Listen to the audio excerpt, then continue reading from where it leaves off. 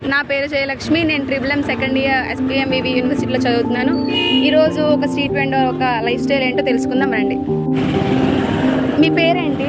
నా పేరు మోహనయ్య. మోహనయ్య. ఎక్కడి నుంచి వచ్చారు? ఇక్కడ తిరుపతిలోనేనా? ఇంతకు ముందు మీరు ఏం చేసేవాళ్ళు?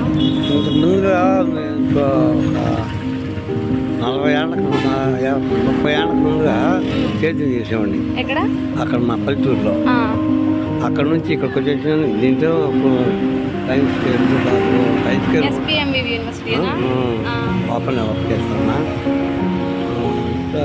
ఒక 20 ఏళ్ళు చేసి ఉంటుంది. మళ్ళా నుంచి వయసు ఎక్కువైందని అక్కడ మానేసి ఇక్కడ ఇదే పెట్టుకోవడానికి కారణం ఏంటి? అంటే ఇంకా చాలా ఉన్నాయి కదా, ఈ బత్తాయి ఇదే అవన్నీ చేయలేము కదా. ఇవి చేయగలరా చెప్పండి. ఇదే అయితే అలవాటు అయింది. ఇది మంచి వస్తువు కదా, మంచి బలమైన వస్తువు.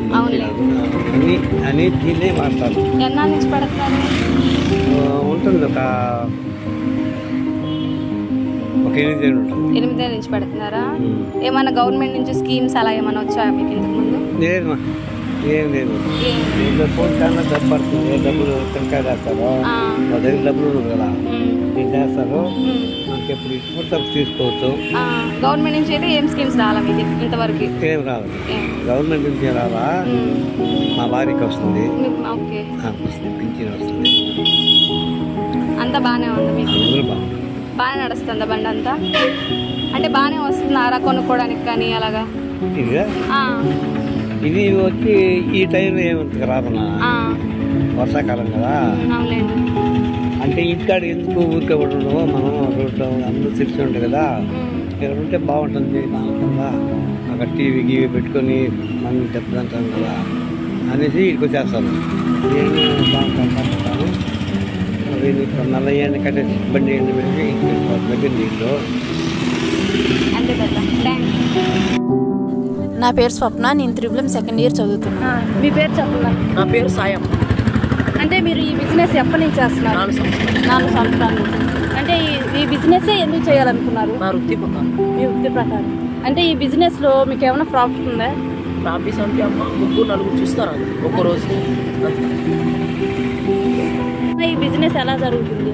నా బిజినెస్ ఎంత చూడమ్మా, 2-3 చూస్తారు అంతే రోజు. నేను లైఫ్ లాంగ్ గీడ కోసం 2 సంవత్సరాలు గీడ కోసం.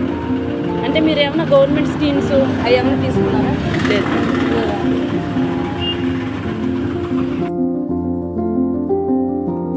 నా పేరు పురంధేశ్వరి. నేను పద్మావతి మహిళా విశ్వవిద్యాలయంలో MBA మీడియా మేనేజ్మెంట్ చదువుతున్నాను. ఈరోజు మా యూనివర్సిటీ ముందున్న స్ట్రీట్ వెండర్స్ యొక్క ఎక్స్పీరియన్స్ తెలుసుకుందాం రండి.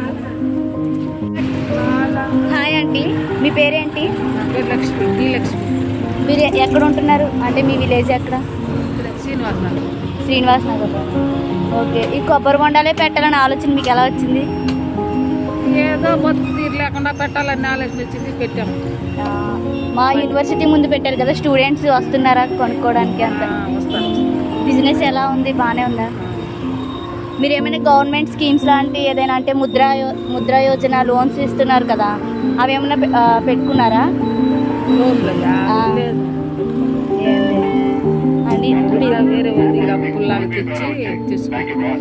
మీ ఎక్స్పీరియన్స్ ఎలా ఉంది? అంటే ఈ బిజినెస్ పెట్టడం వల్ల అందరూ మంచిగా వస్తున్నారు? ఓకే అండి. బాగా మంచిగా మాట్లాడతాను, మంచిగా వస్తాను. సార్లు మేడంలు పాపలు మీ అంటే తక్కువే, పిల్లల కంటే తక్కువ ఇస్తాను. అవునండి. మీరు మా వల్ల మేడం చెప్పాలా, అన్నీ తక్కువ ఇస్తాం పోతే. మీరు రావాలా? వస్తామండి. సరే సరే, థ్యాంక్ యూ అండి.